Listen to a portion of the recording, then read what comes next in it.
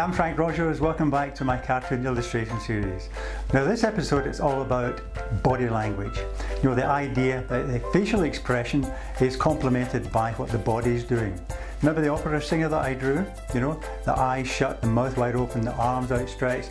You know, the idea that this person was singing, you could tell that from the look, from the pose, from the body language. So that's what we're going to do today. I'm going to use three of the expressions that we started out with: anger, surprise, dejection. And then we're going to create characters from those expressions using the body shape to suit the face. Okay, so let's do it. But before we do, of course, if you like what you've seen so far, hit that subscribe button. Let's go. Okay, body language. I'm going to draw three body shapes to illustrate three of the expressions I talked about: surprise, anger and dejection. So let's start off with surprise. Now, of course, there are lots of ways of showing surprise, but what I'm going to do is imagine the person is so surprised that they're kind of recoiling, leaning back. So there's the angle, like that, okay, or the head. You follow the neck, the same angle. Shoulders slightly hunched, coming down like that, to the waist, and the hip area, angle forward to the swimming trunks, like that. Okay, and the front leg, I think, going forward, down to the knee. Okay, like that, down to the foot, triangular foot on the ground there. And the back leg, I think, possibly angled backwards for balance, like that. And there's the foot slightly more pointing like that. The arms, I think, would be like this, coming down first of all, then going forward, almost like protectively, you know, with the hands up like that. The other arm would come down behind the body and appear about there. There's the other rough hand shape there. Okay, that's a surprise expression. Okay, now the next one, anger. Total opposite, I think. We're leaning forward this time, a bit more threatening the other angle. There's the head on that angle, coming down like that. Okay, and the neck angle forward too. Shoulders a lot more hunched this time, I think. You know, we're trying to get a kind of threatening feel to this this pose here, down to the waist. The hip area, I think, is starting to angle back the way like this because the legs are doing that. They're moving forward, or look as if they're moving forward, like that. You know, with the impression of the person just about to advance threateningly. Okay, so there we are, like that. And the other foot coming in like that. Now the arms, they're much the same as that, I think. They become down, but this time, you know, much more belligerent because the fists are bunched like that, you know, clenched fists coming in. There's the fist shapes there. Okay. Now the next body language shape, dejection, or someone being fed up. Imagine the person sitting down with his head in hands. So there's the angle of the body, there's the head going in there at that angle. Okay, like that. And a little bit of neck there. And then the body coming down, kind of three-quarter view, angled like that down to the waist area. The arms coming down from the shoulders towards the elbow, of course, they're bent back up because his chin is resting on his hand, like there, like that, okay? Coming up there. And his leg, top part of his leg coming up to his knee. There's his elbow and his knee there. He bent backwards like that, down toward his foot, planted in the floor there, like that.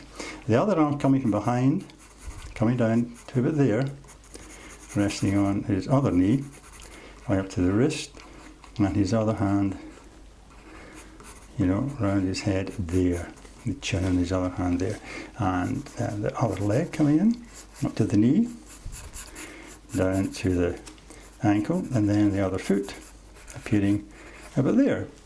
And then whatever it is that he's sitting on there. So that's a dejected, rather fed up looking figure. Okay, so what we're going to do now is we're going to move to the easel, and I'm going to use these three body language shapes to create three cartoon characters. So let's do it. Okay, I've drawn those three body language shapes again. But this time I've drawn in the faces that I used earlier when I was drawing the characters, the cartoon characters. Because I think it's time that we found out just exactly what their bodies looked like. Okay, so let's start with the first one, the scientist. Now, scientist looks very surprised. In fact, she's more than surprised, I think she's horrified.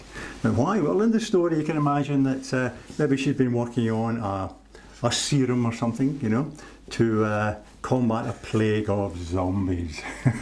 Okay, so she's working away in the lab, and she goes outside, and unfortunately she is confronted by a bunch of zombies. So she's pretty surprised, not to say horrified. Okay, so she's leaning back like that, and we put her lab coat in like that. That's the lapels of the lab coat coming in like that. Okay, coming down the front like that. Her other arm coming out from behind her body like that, with her both hands outstretched, you know. Oh, help my Bob, as my granny used to say. And then one there, like that. Okay, and her lab coat comes down like that and perhaps swings out behind her, there like that. Okay, and maybe some buttons, pocket, and her legs, the trousers come down, say, down like that, and down to there. And again, very simple feet, like that. Okay. I haven't put the hair in yet, because if you remember, she had a kind of hairstyle which kind of hung down another side of her face like that. But this time, of course, she got such a fright that we'll use a kind of a cartoon way of expressing fright or horror, right? So her hair will shoot up like that. Ah, the zombies.